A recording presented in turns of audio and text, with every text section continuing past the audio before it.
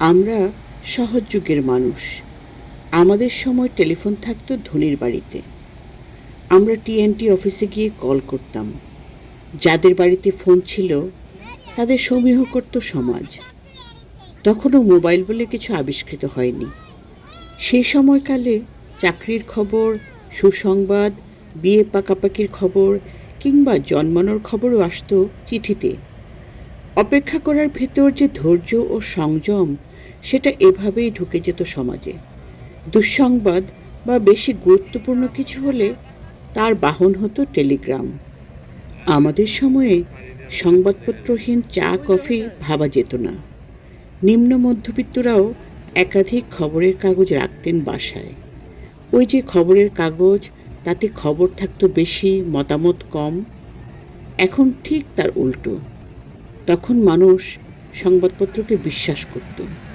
কোনো কম্পিউটার দেখিনি। মাউস মানে জানতাম ইঁদুর।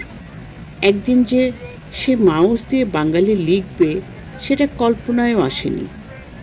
আমরা জানতাম অক্ষর অবিনশ্বর।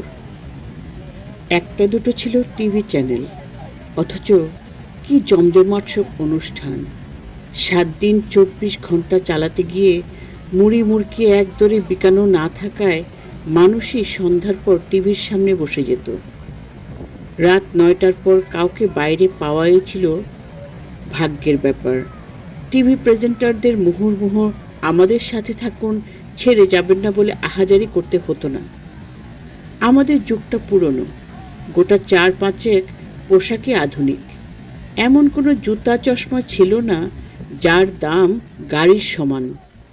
ঈদ, পূজায় নতুন কাপড় পাওয়ার আনন্দ উৎসবের মতো ছিল পবিত্র এক অনুভূতি। তখন হাতে গোনা কয়েকজন ছাড়া কবিতা, গল্প, উপন্যাস লিখতেন, বাকিরা পড়তেন। যারা পড়তেন তারাই ছিলেন দামি। লাইব্রেরি যাওয়া, বই নিয়ে এসে শেষ করা ছিল প্রতিযোগিতার মতো। আমাদের সময় জিপিএ ছিল না। কেউ লেটার মার্ক পেলে, বোর্ডের মেধা তালিকায় জায়গা পেলে সবাই দেখতে আসতো। এমন একটি ঘটনায় আমাদের জন্য পাড়ার লোকেরা মিষ্টি বিতরণ করেছিলেন মনে আছে। বিউটি পার্লার ছিল না। ছিল না সেজেগুজে বাড়ি ফেরা মাকে চিনতে না পারায় শিশুর কান্না।